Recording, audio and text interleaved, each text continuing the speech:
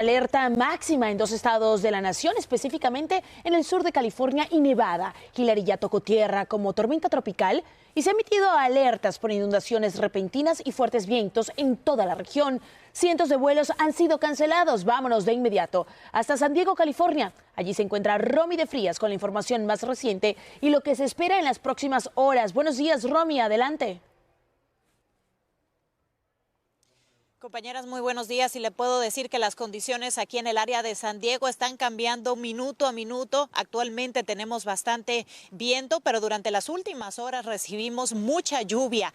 Tanta así que las autoridades dijeron que esperaban tener solamente en un día la misma cantidad de lluvia que reciben en todo un año en el condado de San Diego. Es por eso que las autoridades se vieron obligadas a emitir una alerta en todo el condado, y es que, bueno, las zonas montañosas, pero también aquí en el medio de la ciudad se ha acumulado bastante agua en las calles. De hecho, enfrente del hotel donde nos estábamos quedando, habían varios camiones tratando de sacar el agua porque la calle estaba completamente cubierta de agua en cuestión de solamente minutos, y ese es el temor que existe, y es por eso que se emitió esta alerta de inundaciones repentinas. Sabemos que se tuvieron que hacer 13 personas tuvieron que ser rescatadas de aquí de San Diego porque quedaron atrapados por el agua. Mientras tanto, ya hemos visto imágenes de algunos de los daños que ha provocado en esta zona, pero también quiero hablar de parte del estado de California, donde el gobernador Gavin Newsom emitió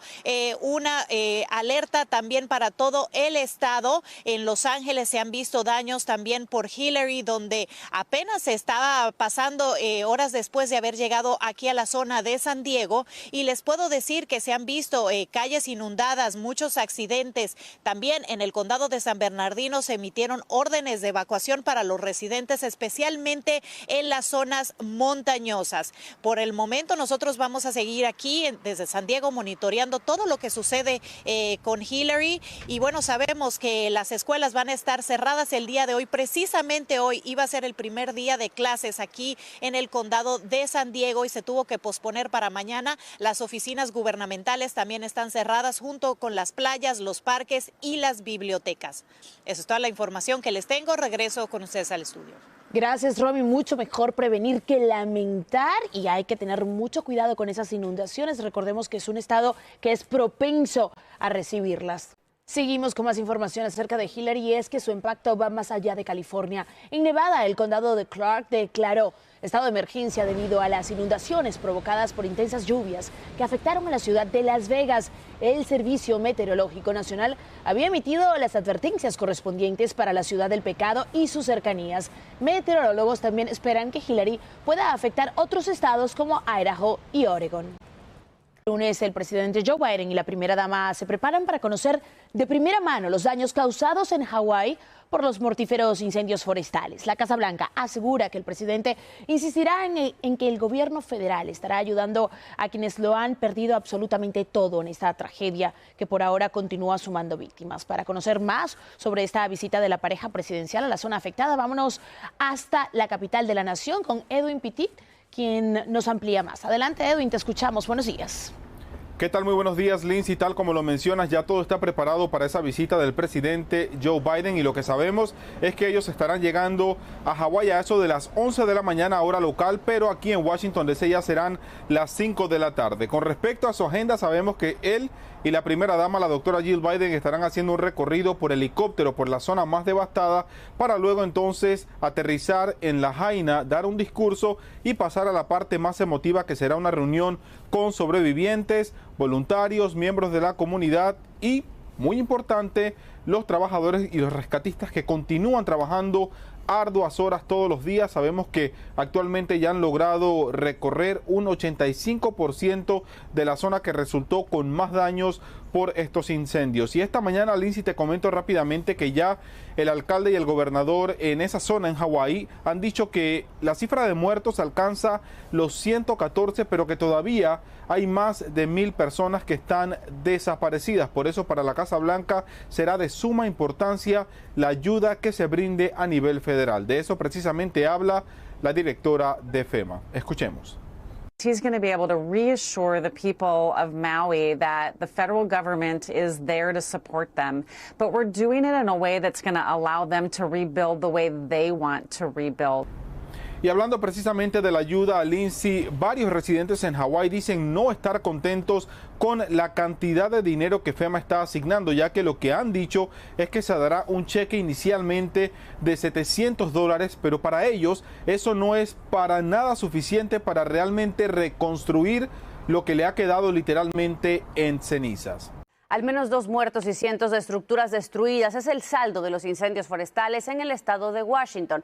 Las autoridades habían emitido alertas de incendios para gran parte de Oregon, Washington, Idaho y Montana, esto debido a la baja humedad y los fuertes vientos. Actualmente alrededor de 10,000 acres han sido consumidos por el fuego, sobre todo por el comportamiento errático de las llamas en los incendios de Great y Oregon Road, donde han sido evacuados pueblos enteros. El gobernador de Washington declaró el estado de emergencia para el condado de Spokane. Y mientras tanto, el incendio forestal de Nueva Jersey se extiende a 200 acres y solo está contenido en un 5%. El fuego avanza al sur del estado, cerca de Waterford Township, y se le dio el nombre de Dragway Wildfire, después de incendiarse el bosque estatal de Wharton. Hasta el momento no se han reportado heridos ni se han efectuado evacuaciones, pero las autoridades sí están investigando todavía la causa de este incendio, que es el 13º en Nueva Jersey tan solo en esta temporada. Ahora les informo que habrá segunda vuelta electoral en Ecuador. La correísta Luisa González se enfrentará en octubre al empresario Daniel Noboa, a quien las encuestas no tuvieron en cuenta para seguir adelante. Cristian Zurita, el sustituto del candidato a asesinato Fernando Villavicencio, quedó en tercer lugar. Vamos a enlazarnos inmediatamente con Yesid Vaqueiro, quien está en Quito con toda la información. Así que, Yesid, cuéntanos, muy buenos días, ¿cómo es que amanece Ecuador con estos resultados? Aileen, ¿qué tal? Buenos días. Pues amanece tranquilo, y esa palabra es fundamental porque es una de las noticias que quedó tras esta jornada electoral, la de la tranquilidad, pues el país estaba en una angustia bastante pronunciada por los últimos hechos violentos. Así que lo primero es registrar la tranquilidad que se dio durante la jornada, y lo segundo, que también registra en las noticias de hoy, es la asistencia masiva a las urnas para esta jornada atípica electoral. Esto es lo que sucedió durante ella. Más del 82% del censo electoral votó, y la mayoría favoreció a Luisa González del Partido Revolución Ciudadana y a Daniel Noboa del Movimiento Ecuatoriano Unido. Es la primera vez en la historia del Ecuador que una mujer saca tan alto porcentaje en primera vuelta, ganando las elecciones para ser la presidenta de la República del Ecuador. Estamos muy contentos, estamos felices, en verdad, que el pueblo ecuatoriano ha ganado, de que el candidato de la juventud, el candidato de las personas que buscan una esperanza, que buscan cambiar el Ecuador, de que buscan tener un cambio positivo para el país, han triunfado. Los ecuatorianos acudieron masivamente a las urnas. Y tras una enorme expectativa, producto de la incertidumbre a causa de los hechos violentos y el asesinato de un candidato a pocos días de la elección, votaron de 7 de la mañana a 5 de la tarde, en completo orden y sin alteraciones. Excelente participación del pueblo ecuatoriano en medio de la violencia que nosotros llamamos a votar, y hay que felicitar ese espíritu cívico y patriótico que logramos hacer en esta jornada democrática. Después de un riguroso conteo, la autoridad electoral comenzó a definir y dejó a los punteros listos para una segunda vuelta que elegirá al presidente de Ecuador el 15 de octubre. Estos dos punteros, como tú bien lo decías, Aileen, son Luisa González y Daniel Noboa. Son dos nombres que estaban dentro de todas las encuestas, pero uno de ellos, sobre todo el de Daniel, resultó sorpresivo a la hora de la elección. Sorpresivo porque según las encuestas no tuvieron mucho en cuenta este nombre. Ahora, ¿qué tendría que hacer Daniel para poder lograr conquistar a estas 13 millones de personas?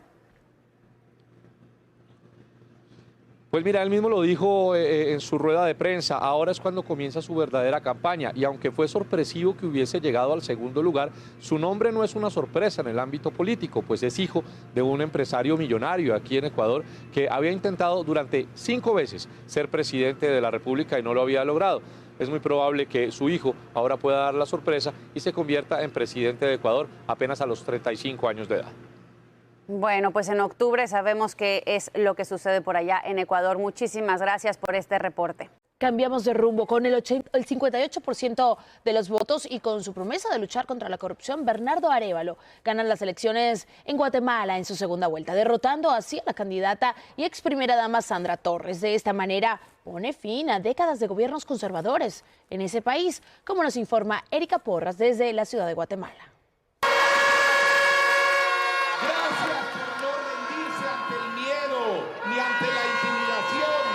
El presidente electo, Bernardo Arévalo, salió al balcón a saludar al pueblo, que con fe y alegría celebraba su triunfo. Me siento alegre, con esperanza, con fe de que Guatemala va a florecer otra vez. Necesitamos un cambio. ¡Emocionadísimo! Estoy así súper orgulloso de Guate que lo pudimos lograr. El presidente electo Bernardo Arévalo informó que en pocos días iniciará el gobierno de transición junto con el presidente actual Alejandro Yamatei. En conferencia de prensa manifestó que no representará a ningún partido político ni ideología, sino al pueblo de Guatemala. Nos hemos puesto la bandera de Guatemala. No tenemos ya la bandera de Semilla, porque tenemos claro que nuestra tarea es trabajar para el conjunto de los y las guatemaltecas.